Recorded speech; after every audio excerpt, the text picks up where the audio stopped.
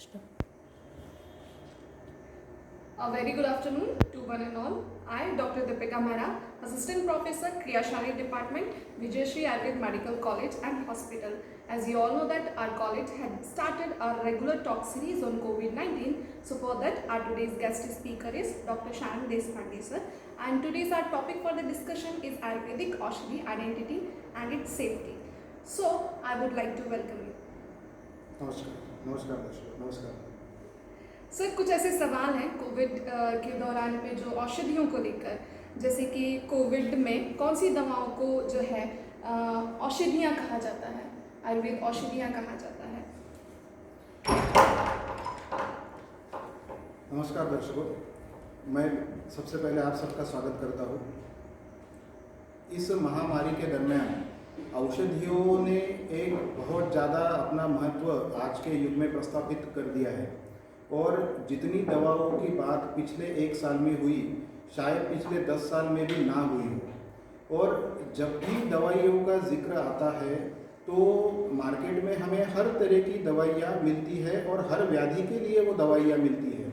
उसमें एलोपैथिक दवाइयाँ है, आयुर्वेदिक दवाइयाँ है, होम्योपैथिक दवाइयाँ है, यूनानी की दवाइयाँ है। हर शास्त्र की अपनी अपनी अलग दवाइयाँ रहती है और हर शास्त्र की अपनी दवाइयों की एक अलग अलग स्पेशलिटीज़ रहती है।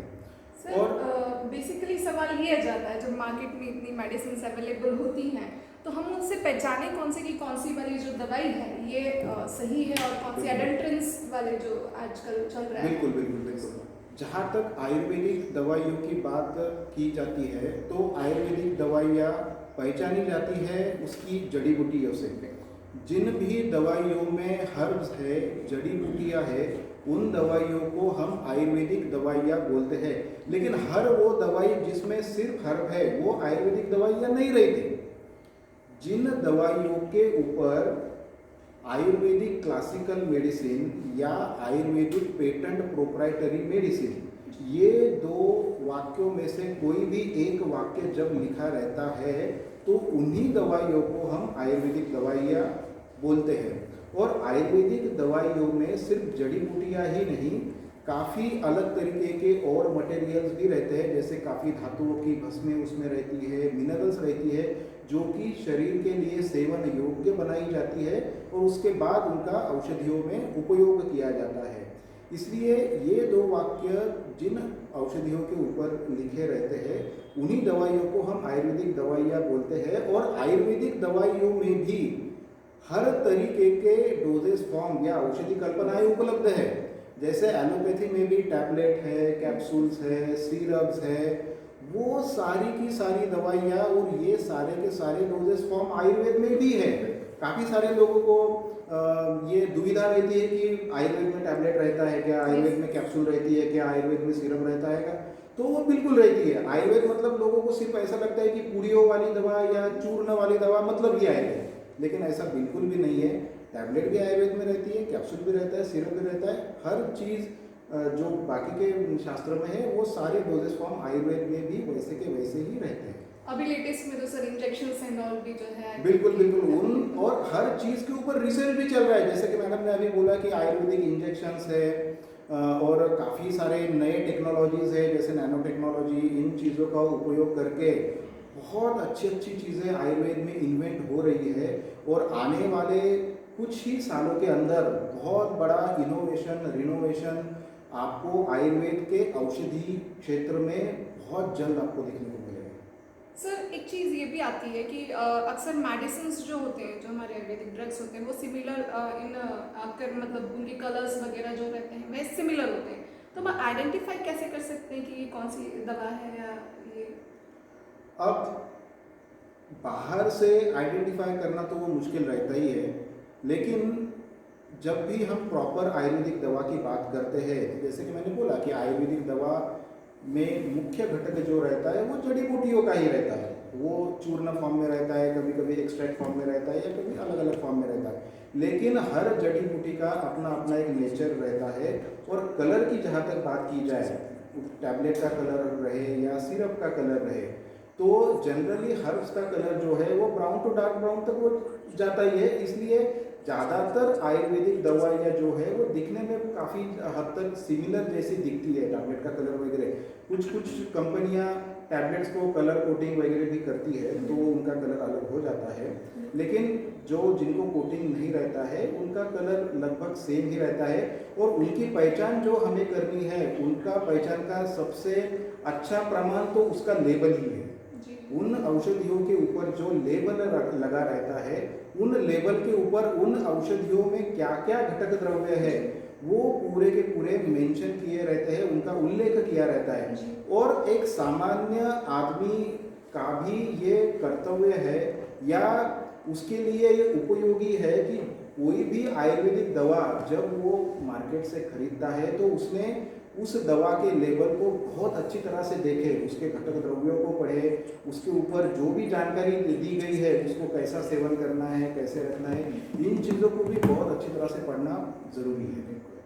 तो सर हम ये कर सकते हैं कि आयुर्वेद में जो औषध परीक्षा बोली गई है वो इसमें क्या रोल प्ले करती है आइडेंटिफिकेशन एंड ऑल में?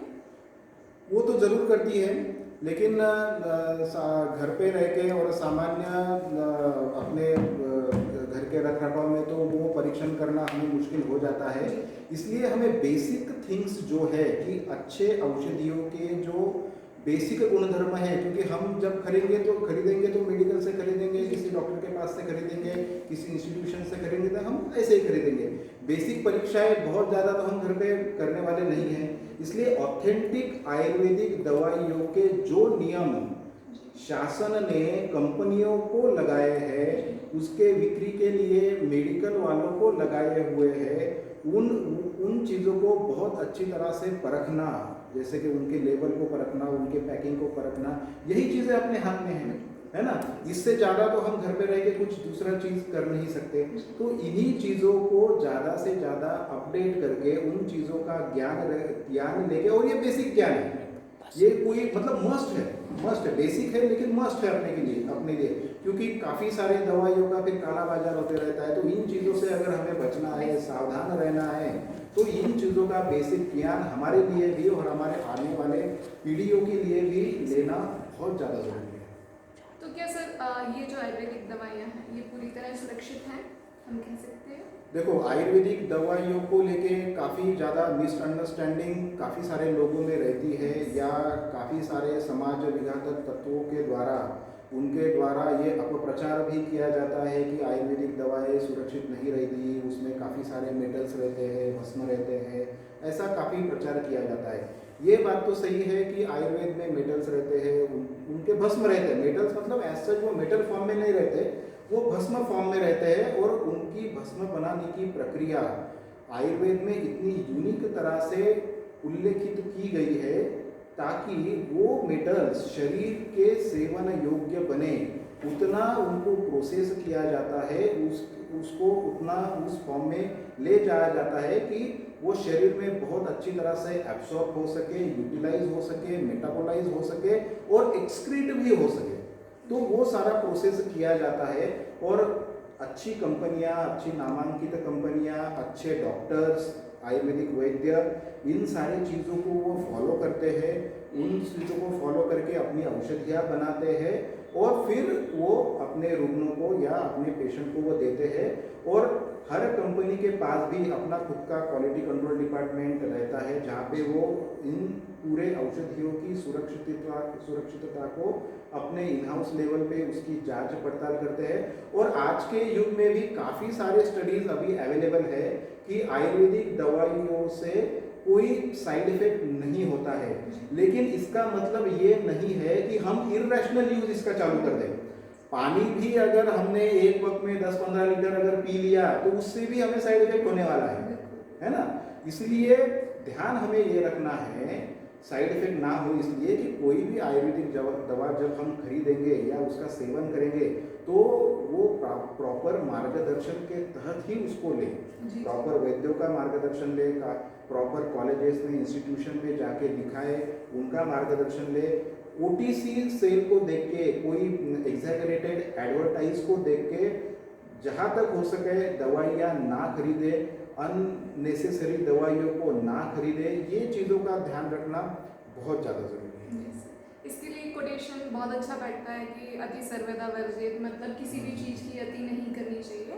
और यदि आप आयुर्वेदिक मेडिसिन लेते हैं तो फिजिशियन की कंसल्टेशन के बाद ही आयुर्वेदिक मेडिसिन लें।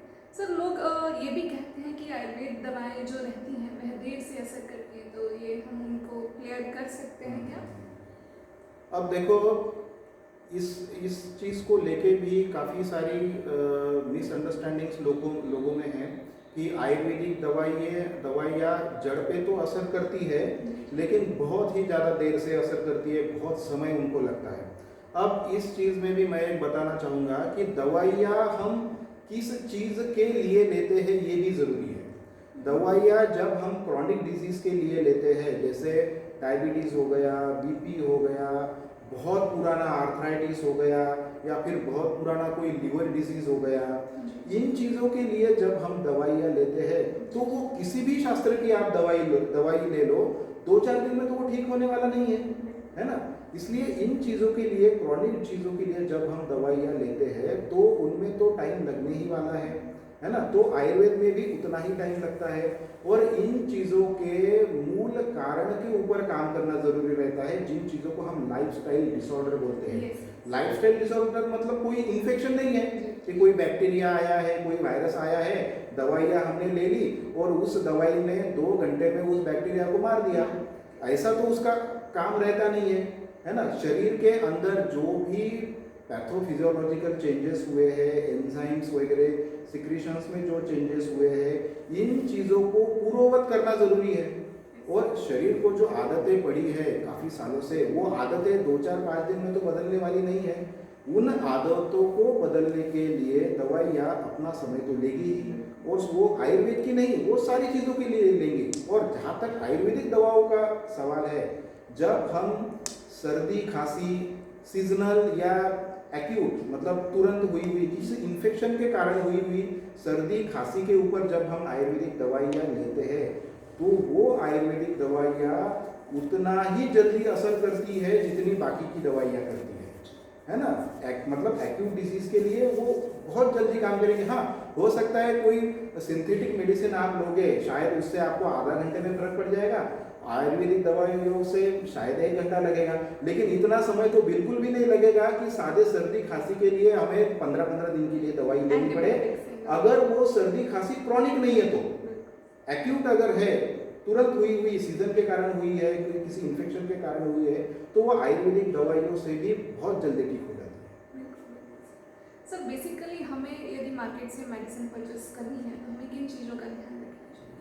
अब जैसे मैंने पहले भी कहा कि औषधियों का महत्व अभी काफ़ी बढ़ गया है, सेल्फ मेडिकेशन भी काफ़ी हो गया है, और कोई कितना भी बोले सेल्फ मेडिकेशन ये थोड़ा बहुत होता ही है ना। मैं तो यही कहूँगा कि जहाँ तक हो सके सेल्फ मेडिकेशन बिल्कुल ना करे, और अपने वैद्य का ही सलाह ले हर चीज़ लेने के लिए, हर मेडिसिन लेने के लिए। लेकिन कभी कभी क्या होता है कि छोटी छोटी चीज़ें हमें लेनी पड़ती है, जैसे हम कुछ हेल्थ ड्रिंक्स लेते हैं, या कुछ सादे सूदे सीजनल सर्दी जुकाम के लिए हम कुछ बाम जैसी चीज़ें लेते हैं, है ना। अगर कोई हमें शादी मालिश वगैरह करना है तो उसके लिए हम एक आधा ऑयल वगैरह खरीद लेते हैं। ये कोई बहुत बड़े डिजीज़ के लिए हम खरीदी नहीं कर रहे हैं, ये वेलनेस की चीज़ें हैं। वेलनेस की चीज़ों में हम मेडिकेशन, सेल्फ मेडिकेशन ये करते ही है, लेकिन उन चीज़ों को लेते वक्त भी बहुत ध्यान रखना ज़रूरी है। सबसे पहला हमें ध्यान रखना ये ज़रूरी है कि जो भी हम औषधियाँ ले रहे हैं उन चीज़ों का रेगुलेटरी कॉम्प्लायंस बराबर है क्या। रेगुलेटरी कॉम्प्लायंस मतलब क्या, कि उस दवाइयों को प्रॉपर लेबल लगा हुआ है क्या, उस दवा के बारे में पूरी जानकारी उस लेबल पे है क्या, उनके घटक द्रव्य, उनका लेने का तरीका, उनको कैसा रखा जाता है, उस रखने की विधि, उन सारी चीज़ों का डोज कभी कभी नहीं रहता है। जो एक्यूट डिजीज़ के लिए दवाइयाँ रहती है उसके ऊपर डोज नहीं रहता है, लेकिन जब हम आयुर्वेदिक फूड प्रोडक्ट लेते हैं, या फिर कोई जनरल आयुर्वेदिक कॉस्मेटिक प्रोडक्ट लेते हैं, या फिर जनरल कोई आयुर्वेदिक वेलनेस वाला प्रोडक्ट लेते हैं, तो उन प्रोडक्ट्स के ऊपर उनके सेवन की विधि भी लिखी हुई रहती है कि उनको यूज़ कैसे करना है।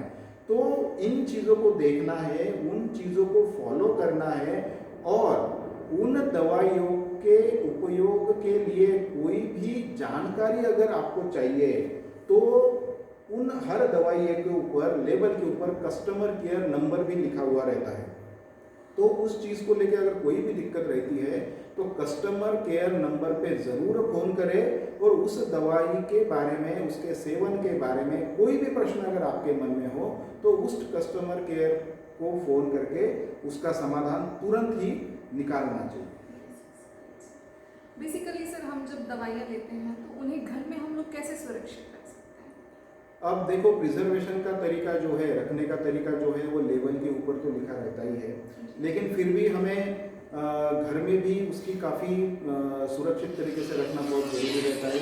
जब हम किसी डिजीज़ के लिए कोई दवा खरीदते हैं तो उस दवा में, आयुर्वेदिक दवा या कोई भी दवा रहे, उसमें शायद कुछ विषाक्त तत्व भी रहते हैं जो लेबल के ऊपर लिखे भी रहते हैं कि to be taken under medical supervision. तो उन दवाओं को सुरक्षित रखते वक्त हमें विशेष खबरदारी लेना बहुत ज़्यादा ज़रूरी है। खबरदारियाँ कौन सी? कि ऐसी दवाइयों को बच्चों से हमेशा दूर रखना चाहिए, है ना, और उनको ऐसी जगह पे रखना चाहिए जहाँ पे बहुत ज़्यादा ह्यूमिडिटी ना हो, है ना, बहुत ज़्यादा मॉइस्चर ना हो, बहुत ज़्यादा गीली ना हो वो जगह, है ना, और जहाँ पे जो जगह बिल्कुल ड्राई है ऐसी जगह पे ही हर दवाइयों को रखना चाहिए। काफ़ी कम दवाइयाँ ऐसी रहती है जिनको फ्रीज वगैरह चीज़ों में रखना ज़रूरी रहता है ना, तो वो लेबल के ऊपर हमें पढ़ना ज़रूरी है। अगर उन्होंने स्टोरेज कंडीशन दी है कि इसको बिलो 25 डिग्री रखना है तो ऐसी दवाइयों को ही फ्रीज में रखना है। आयुर्वेदिक दवाइयों में तो कोई ऐसी दवाई है नहीं कि जिनको बहुत कम टेम्परेचर में रखना पड़ता है, लेकिन जो भी दिशा निर्देश लेबल के ऊपर दिए हैं उनको, उनका तुरंत अच्छी तरह से पालन करना है, बच्चों से उसको दूर रखना है। और जब भी हम किसी दवाइयों को फोड़ते हैं, उसका सील जब हम ओपन करते हैं सेवन के लिए, तो काफ़ी दवाइयों के ऊपर लिखा रहता है कि दवाइयाँ ओपन करने के बाद उसको कितने दिन के अंदर लेना है। एक्सपायरी डेट भले ही उसकी 2 साल लिखी हुई रहती है, लेकिन उसके ऊपर ये भी लिखा रहता है कि to be taken before 15 days या बिफोर 1 मंथ आफ्टर ओपनिंग। तो वो चीज़ों को भी ध्यान रखना है और उसके उन समय के अंदर उसको सेवन कर लेना है और अच्छे कंडीशन में उसको रखना है। बच्चों से दूर रखना है, बड़े बुजुर्ग या फिर जो काफ़ी घर में ऐसे लोग रहते हैं कि जो पढ़ नहीं सकते हैं, तो उनके लिए भी ज़्यादा उनके पहुंच में ना रहे और उनको भी जब हम दवाई देते हैं तो खुद ही उनको दवाई दे। नहीं तो काफ़ी बार ऐसा हो जाता है कि उनको लगता है खांसी की दवा है और वो लेते हैं और पी लेते हैं और उसका कुछ अलग ही इफेक्ट फिर देखने को मिलता है। तो इन चीज़ों का भी ध्यान हमें, एकदम छोटी छोटी चीज़ें हैं, लेकिन ये चीज़ों को हमेशा बताना भी ज़रूरी है, हमेशा रिवाइज करना भी ज़रूरी है, उनका अभ्यास करना बहुत ज़रूरी है। तो ये बेसिक चीज़ें, इनका ध्यान रखना हमें बहुत ज़्यादा ज़रूरी है। Sir, my last question is that कि कोविड के दौरान जो हमारी आयुर्वेदिक औषधियाँ हैं वो किस तरीके से हेल्पफुल हो सकती हैं? अब देखो, आयुर्वेद और कोविड की जहाँ तक बात होती है तो आयुर्वेद का सबसे बड़ा रोल जो है वो शरीर का वैदिक क्षमत्व बढ़ाना, इम्यूनिटी बढ़ाना, इसको लेके ही आयुर्वेद का सबसे बड़ा रोल है। और जो भी कोरोना के कारण रेस्पिरेटरी सिम्टम्स जो होते हैं, ब्रेथलेसनेस होती है, सांस लेने में तकलीफ होती है, खांसी होती है, बलगम होता है, हेडेक होता है, डाइजेस्टिव डिसऑर्डर्स बहुत ज़्यादा रहते हैं, है ना। देखो, कोविड के लिए जो वैक्सीन आई है या फिर जो बाकी की भी जो दवाइयाँ जो सरकार के द्वारा कही जाती है कोविड के लिए, वो कोविड वायरस के ऊपर काम करने वाली है, ठीक है। लेकिन कोविड के दरमियान जो एसोसिएटेड सिम्टम्स रहते हैं, जैसे डाइजेस्टिव सिम्टम्स मैंने कहा, बिहेवियरल सिम्टम मतलब साइकोलॉजिकल भी वेलबींग बहुत डिस्टर्ब हो जाता है पेशेंट को, उन सिम्टम्स के लिए उस कोविड के औषध का कोई लेना देना रहता नहीं है। और वहाँ पे बारी आती है आयुर्वेद की। उन सिम्टम्स के लिए काम करने वाला आयुर्वेद है। और कोविड ना हो उसके लिए भी, और कोविड होने के बाद जल्द से जल्द डाइजेस्टिव सिस्टम अपनी रिकवर हो, शरीर के अग्नि की रक्षा हो, वो अग्नि रक्षा बहुत ज़्यादा ज़रूरी है। और आयुर्वेदिक दवाओं का सबसे बड़ा काम अगर कुछ है, एक वाक्य में अगर आयुर्वेदिक दवाओं के बारे में अगर कहा जाए तो आयुर्वेदिक की दवाइयाँ जो है वो शरीर के अग्नि की रक्षा करने वाली है। इसीलिए आयुर्वेद के ट्रीटमेंट के सिस्टम को काय चिकित्सा कहा जाता है, मेडिसिन नहीं कहा जाता।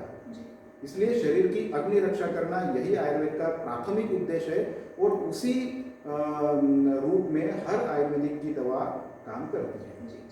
बेसिकली सर, हम ये लाइन ऑफ ट्रीटमेंट आयुर्वेदिक औषधियाँ लेते समय डाइट पे हमें फोकस करना चाहिए? बिल्कुल करना चाहिए और हर आयुर्वेदिक दवा जो है वो पथ्य की अपेक्षा रखती है ना, क्योंकि आयुर्वेदिक दवाइयाँ जो है वो शरीर के साथ साथ में होकर शरीर को संप्रेरित करती है कार्य करने के लिए।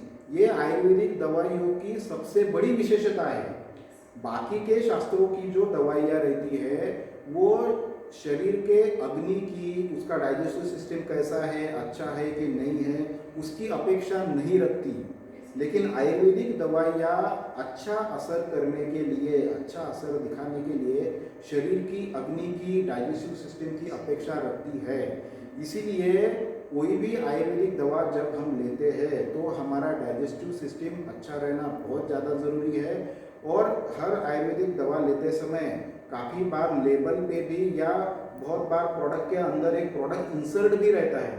उस प्रोडक्ट इंसर्ट के अंदर भी जानकारी दी रहती है कि इस दवा को सेवन करते वक्त कौन सी चीज़ों का सेवन करना चाहिए, उसको हम बोलते हैं पथ्य, और कौन सी चीज़ों का सेवन नहीं करना चाहिए उसको हम बोलते हैं अपथ्य। तो वो पथ्य और अपथ्य की संकल्पना को भी पढ़ना बहुत ज़्यादा ज़रूरी है और उसको फॉलो करना भी बहुत ज़्यादा ज़रूरी है, तो ही आयुर्वेदिक दवाइयाँ बहुत अच्छी तरह से कारीगर होगी। ये सर अपना आहार और विहार दोनों के फॉर्म में हो सकता है? बिल्कुल, दोनों के फॉर्म में। आहार जितना जरूरी है उतना विहार भी जरूरी है, क्योंकि आयुर्वेद में क्या है, आयुर्वेद में चिकित्सा का सिद्धांत शरीर की अग्नि सम होना, समदोषः समाग्नि, ये चिकित्सा का सिद्धांत है।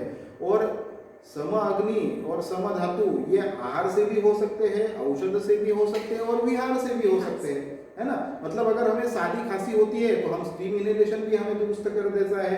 थोड़ा सा अगर ठंडी में बैठने की वजह से अगर हमें सर्दी खांसी होती है तो गर्मी की जगह बैठना ये भी हमारा एक चिकित्सा ही है। तो उन चीज़ों को ध्यान में रखना भी बहुत ज़्यादा ज़रूरी है। और अभी तो बहुत ज़्यादा ये ज़रूरी है कि स्कूल के एज से ही बच्चों में, अपने चिल्ड्रंस में आयुर्वेद के प्रति, आयुर्वेद की छोटी छोटी बातों के प्रति जागरूकता निर्माण हो। और वो जागरूकता निर्माण करने के लिए सबसे पहले हमें आयुर्वेद को जानना जरूरी है, हमें आयुर्वेद को पहचानना जरूरी है। तो ही हम अगली पीढ़ी को, भले ही वो आयुर्वेदिक डॉक्टर ना बने, जरूरी नहीं है कि हर कोई आयुर्वेदिक डॉक्टर बने, लेकिन बेसिक आयुर्वेद हमें घर पे ही सीखना चाहिए, घर पे ही आना चाहिए। तो इन चीज़ों के लिए, इन सारी चीज़ों का ध्यान रखना बहुत ज़्यादा जरूरी है। Thank you so much sir, thank you. ये ज़रूर से ज़रूर लोगों के लिए जो है बहुत ज़्यादा महत्व रखता है ये लेक्चर, जो कि औषधि की आइडेंटिफिकेशन एंड सेफ्टी पर्पज से है। बेसिकली सेफ्टी के लिए जब हम आयुर्वेदिक मेडिसिन का सेवन करते हैं तो इस चीज़ का ध्यान रखें कि आयुर्वेदिक फिजिशियन से ही कंसल्ट कर मेडिसिन लेनी है। और कंसल्टेशन के लिए हमारे विजयश्री ग्रुप ने भी टेली मेडिसिन का जो कंसल्टेशन है वह स्टार्ट किया है। और आप बेझिझक जो है हमारे यहाँ पे जो एक्सपर्टीज डॉक्टर्स हैं उनसे कंसल्ट कर सकते हैं।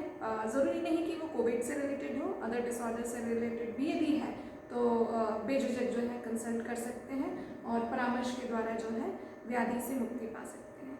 Thank you sir.